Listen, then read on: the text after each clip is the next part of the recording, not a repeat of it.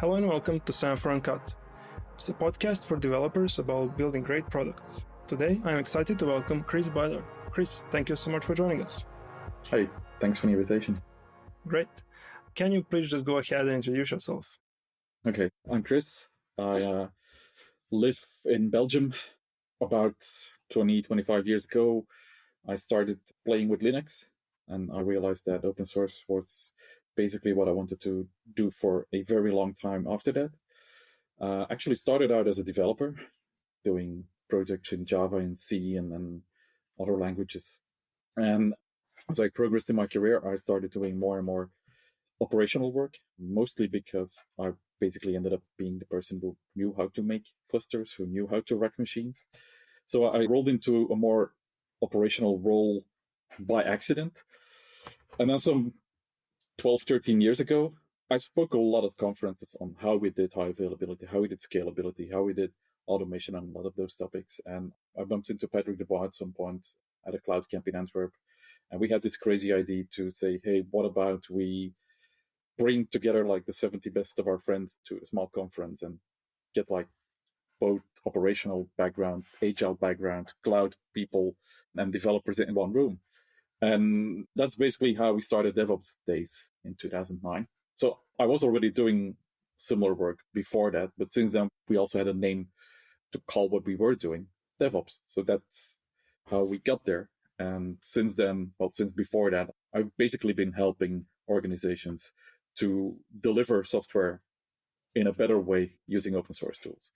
And that pretty much summarizes who I am and what I've been doing. Great introduction. And can you tell us about the reality of DevOps Days in COVID times? My last DevOps Days was New York 2020. I haven't been to one since. I went to OSMC beginning of the month in Nuremberg, and that was like the first in-person conference I've been to. But online conferences and that kind of things, really, it's not the same. I mean, the real power of a DevOps Days was pretty much the open spaces, getting to the hallway tracks, getting to talk with people who have similar experiences, different experience, who can share ideas and where you can learn from each other. And that's really, really hard to mimic in an online setup. Things like panels, things like discussions, things like podcasts like this, where you have one-on-one conversations, are much more interesting to me and to a lot of people than just somebody sitting before a screen and showing some slides. There's still DevOps Days popping up left and right. Some of them actually happen in person. I think DevOps Days Tel Aviv was last week, and a lot of people were really happy about it, but it was an in-person event, and we'll have to see how things will evolve in the next couple of months. But it's not as trivial. I know there's DevOps Days that have been postponing already 3 to 4 times, who are now over 2 years behind schedule on their original plan. So it's not easy. Yeah, we are all hopeful that will restore. And yeah, I couldn't agree more with you on that the best part of conferences is generally that when you spend those, 3, 4, 5 hours talking with a bunch of people and you didn't realize that, it has been all night that you have been talking. One of the main things that you wanted to bridge and do with DevOps Days is actually building that bridge, as I said, between, operations, DevOps, Agile as, practices of like organizing work and structuring work. You gave a talk a couple of times on that topic of introducing teams, engineering teams, not just development teams, but DevOps and Ops teams and everyone to CI and CD as a topic. And based on our conversation that we had prior to this call, it seems that it's spot on. You immediately caught some of the things that I have also experienced as we were building our teams. So can you give us an overview how you see what's the best practice?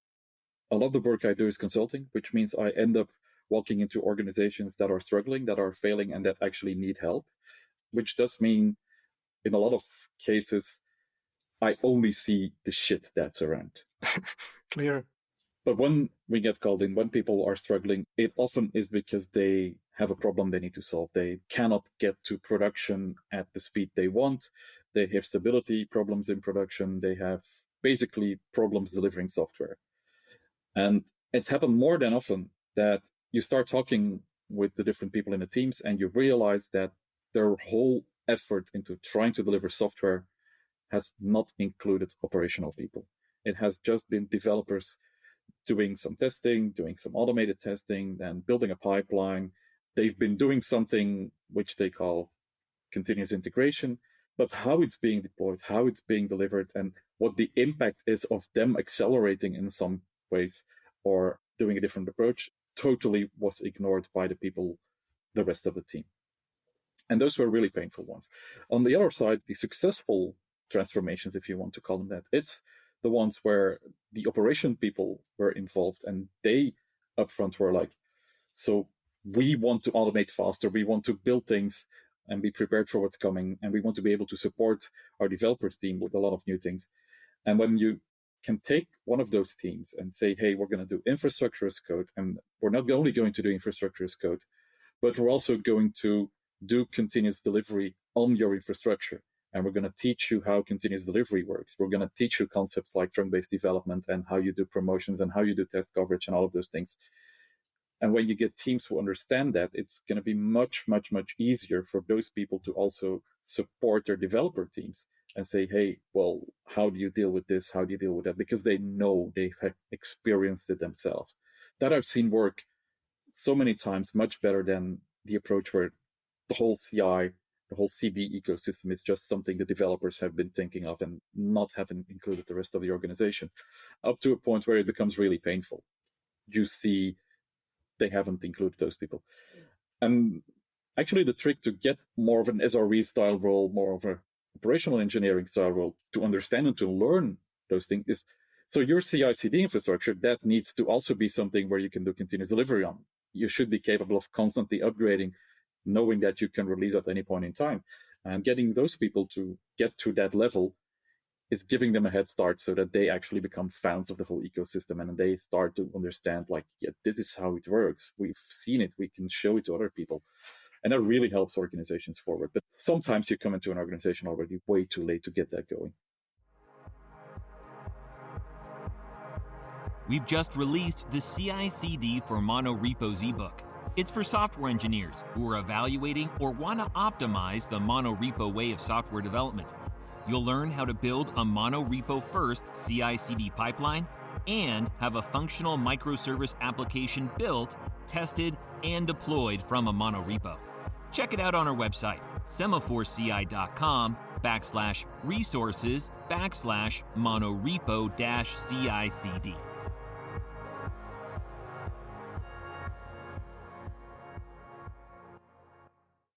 And in this more operational side of things, I remember that maybe 6 or 7 years ago, as infrastructure as code was becoming to be a reality for more teams. If you compare those times to maybe some teams that you can work with today, what are some patterns and antipatterns, and how are things changing in that area? How easy it is to get people to jump on that train?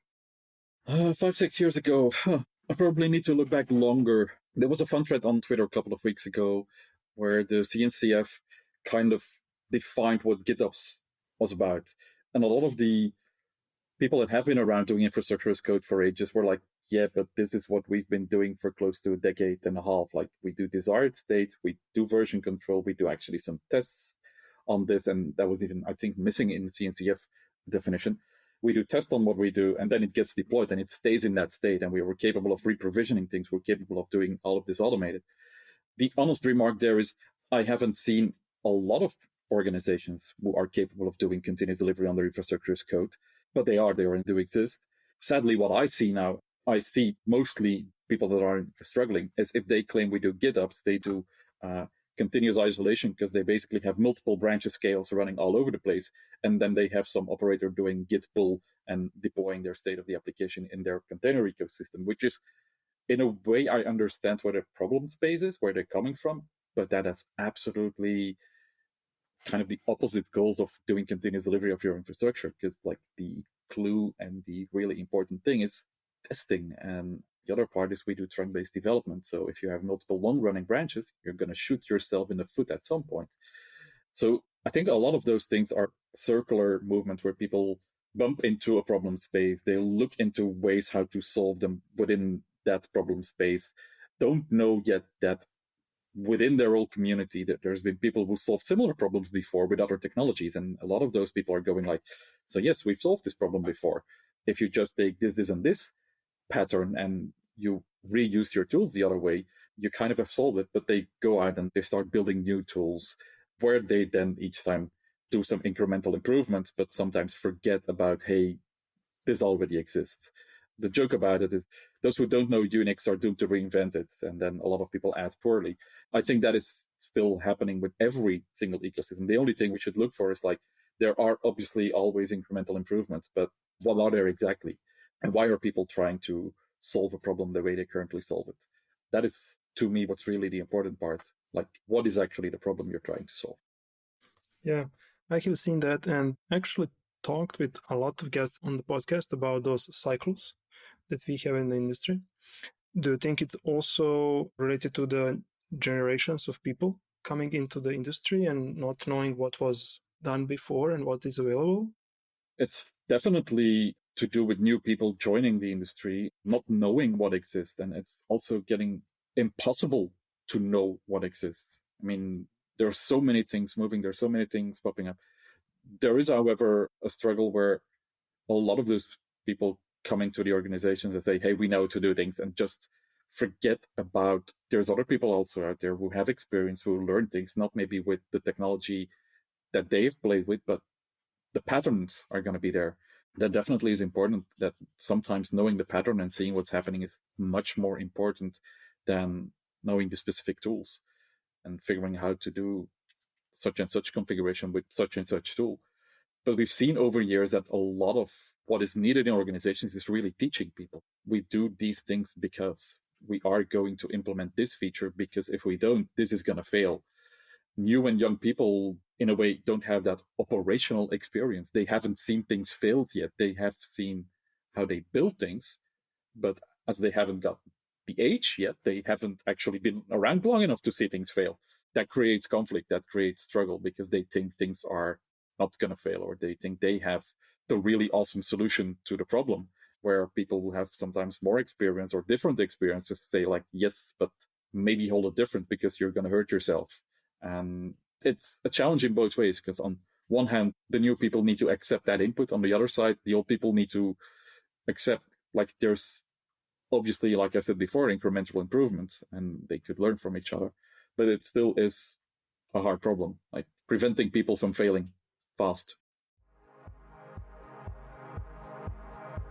We've just released the cicd for monorepos ebook.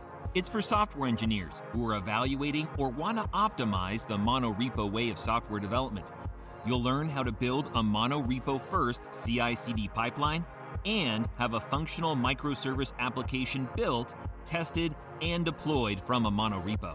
Check it out on our website, semaphoreci.com/resources/monorepo-CICD.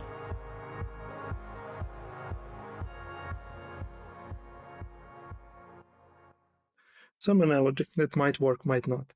Generally, when I'm speaking with developers, that, test-driven approach and, tests are here to help, and guide you. So you stay stable, so you also stay sane while you're developing and changing things and all that. And then reality is, from what I'm hearing, still maybe like almost 15 years since I finished university, still majority of universities are not teaching testing. You kind of can finish your whole curriculum and you can boost around, I touched these many programming languages, but you almost never wrote a single unit test that you were taught, to do in some systematic way, and you understand what are the differences and so on. Can you do some mapping, how that maps to the DevOps world? Because just an example, I now remember that maybe it was like 2011 when we were embracing Chef and infrastructure as code. And folks who are just now entering the industry will see GitOps all over the way. And why would they go back? Why would they, get those, very outdated, books potentially, because this is now their reality. How do you see education in this area of DevOps, and what are good patterns? You touched on a couple of things. First of all, if I look at the industry, if I look at our customer base, the people who claim to do GitOps because they have a kube stack and they need it, that's not 10% of the world. That's not 10% of the customer base. So people coming from university and having been taught GitOps, they basically fall into this gap like, but this is not what they told us it would look like. The real world is different. Yes, there's people who are doing it this way, but that is not the majority they see. There's already a gap between what the schools are teaching because they want to do the new technology thing and what they actually should be teaching. The second gap is, you said they don't cover testing and things like that. I can perfectly imagine that they don't do, but they don't even cover the operational part. Most bachelor and master programs I see, they're focused on building things, not running things. So there is a huge gap. I mean, I really don't know a lot of educations where you can actually become site reliability engineering or that kind of roles. They just don't exist as far as I know. So yes, if we're educating people to a point where they become software developers and their goal is to write code and get that out there, then we're doing something wrong with education. The second part is, it's not only education which is a problem, it also is how a lot of the software projects are being financed. If you ask the average business, they want functionality. And if you give them a 100,000 euro budget, they're going to spend 99,999 euros on functionality. Then they're going to realize like, oh, we need to keep this maintained and up and running for the next couple of years. And they realize they have 1 euro cent left to do so. And that's going to be a problem. Even the bigger problem is when somebody asks you, can you build this piece of software? And you go explain them and say, sure, we can do this.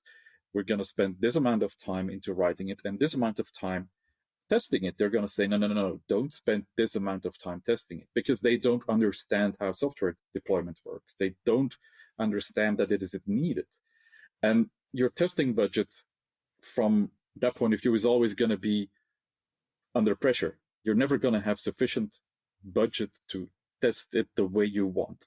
I haven't even touched on security yet. That's an even larger non-existing budget because it's built in, right? It's by default. That's what the average organization expects. So not only schools and universities are not teaching people how to build software and how to do the whole life cycle around it, we also fail to teach the people that come out and that end up in the business that, hey, software development is something that has a lot much more you need to think about than just building the code and just having the functionality there. You need to talk about those non-functionals. You need to talk about how to do testing and how to automate your testing. And if you don't do that, those people will not understand. Still on a daily basis, you have customers and organizations internally struggling with budgets because we've allocated this amount of money to build this. Why do you need 10 times more? And that's the daily struggle. So if you have that problem, schools are not going to tell you, hey, you need to teach testing, because they see like, yeah, but nobody spends enough time on it. It's not important enough for us to spend time on. And that kind of gets you in a situation where people are not going to be taught about it because other people are not paying for it. It's a sad situation. Something I have seen recently flying around, I guess it's in the area of like marketing, guides, how to manage up, how to manage your boss to give you a budget for this or to that.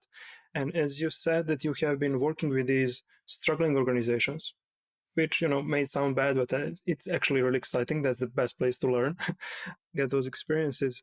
Do you have some, tips, tricks, experiencing war stories of managing upwards and helping engineers in those organizations get those budgets or reassign those budgets to things that are important?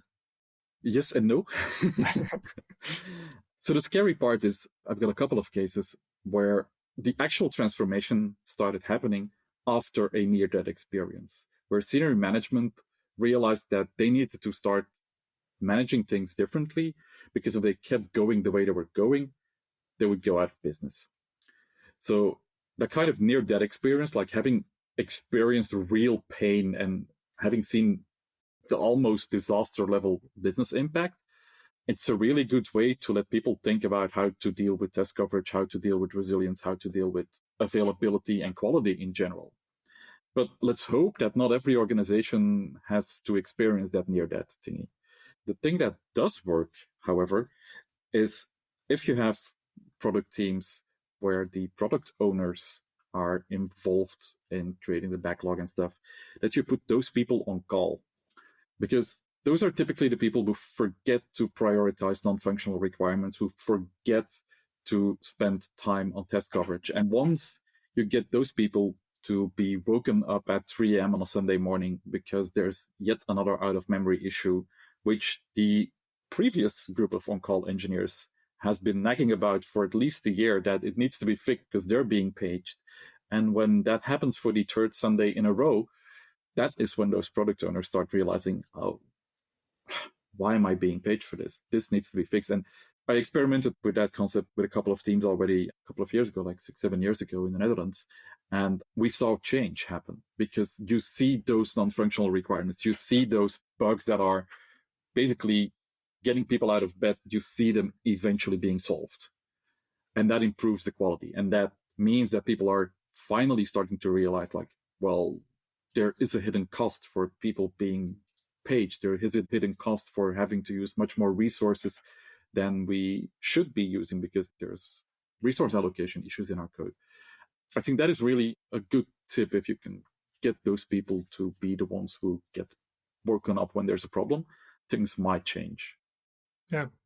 I mean, you could say that we are almost a species, when do you change your diet? Well, after, you get a stroke or, a heart attack. For a lot of people, that is the wake up moment of like changing.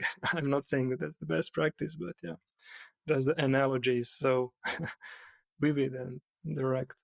Yeah, a great advice on essentially blasting that information beyond just engineering team. So it becomes, visible. A question related to this. I know that we have internally kind of every couple of years as our teams hit some next milestone, we end up, maybe it's just us, rediscovering and reevaluating that budget for the maintenance. Because as you say, functionality, and there is always some crunch and we deliver some functionality. And then there is the backlog of things. Just today we have been talking that, we would want to have, a number of metrics regarding our databases or how systems are operating, not critical, but would help us, but they are being pushed under the carpet for a long time. So just today we have been talking about that percentage, okay, how to allocate our time, how to have those iterations, every N weeks, every fifth week, we have a budget for a week to focus on something. And then we do that over time, and then it kind of disappears. And then we have to reinstate that budget. What are your experiences in that area? I've seen the same, not with doing it every couple of weeks, but like it's really hard trying to say, hey, we're going to spend 10 or 15 or even 20% of our budget into actually doing continuous improvement, because the pressure from the product owners that they end up pushing features. And you really have to have a strong commitment from your management that you should be doing this. And once you have that, it often stays happening. But then you get this big customer who walks in and they get prioritized and it changes again. There's typically, unless you can put like it really to these couple of people are only going to do this, it typically doesn't work. And even then they get reprioritized. So I've yet to see organizations that can really do continuous improvement on their code base. It's as you described in a lot of cases. It goes good for a couple of months and then it sadly disappears again. Yeah, so reinstating it, reinstalling the practice is just, one of the ways to do it. Yeah. And you're having such a vast experience in the DevOps area. Looking forward, you mentioned SRE as a role, which is, to my understanding, how I'm following, like kind of a newer role, which is in some organizations becoming, more of a, I don't know if it's good to say mainstream. So DevOps really never was a role. And the way Google has defined site reliability engineering, it's pretty much what they claim is their implementation of DevOps. But if you look at describing what somebody does, site reliability engineering has much better description of what most senior system engineers are doing, as opposed to telling that they're doing a DevOps engineering role, which is still like, what is a DevOps engineer? Is that a Java developer who knows how to deploy code, or is that a Linux engineer who knows how to debug stack trace? And it's none of it. To me, a DevOps engineer is not a role. So in a way, if we talk about people in this industry, then business critical engineering, site reliability engineering has much more of an explanation of what people actually are doing or supposed to be doing. Yeah, you put it nicely and got me thinking. I mean, it has been a struggle with a lot of people that we have been talking to. We are talking about DevOps and people are saying, hi guys, meeting a customer, this is a John from DevOps team. There is that struggle of understanding of what are his area of expertise and what is he responsible for, and it ends up varying vastly between teams. So when organizations come to me and they say, we want to do this DevOps thing, what I typically tell them is, don't call it a DevOps project. Call it, we're going to do engineering 2.0 or whatever, and then cherry pick from all the things you've seen, what you want to achieve as an organization, and draw that out as a plan. And people might end up saying, hey, well, this is DevOps. Like, okay, good. But if you say, hey, we're going to do this DevOps thing, what you'll end up is 6 months of discussion about what does that really mean. Whereas you say we're going to do faster delivery, then you have a goal set. You know, these, and these are the things we want to achieve. Those are the steps. And you're on a journey as an organization. And that is basically what DevOps is about, improving yourself, improving quality of your software delivery there. But setting out that goal as this is our organizational role and we call it this, is going to be much more struggle less than saying we're going to do DevOps. Yeah. Thank you, Kris. These are very nice closing lines, the explanation. Thank you very much for your time. Yeah, we all hope the DevOpsDays and all other live events will resume soon. But yeah, all we can do is keep our fingers crossed. Thank you again so much for your time. You're welcome.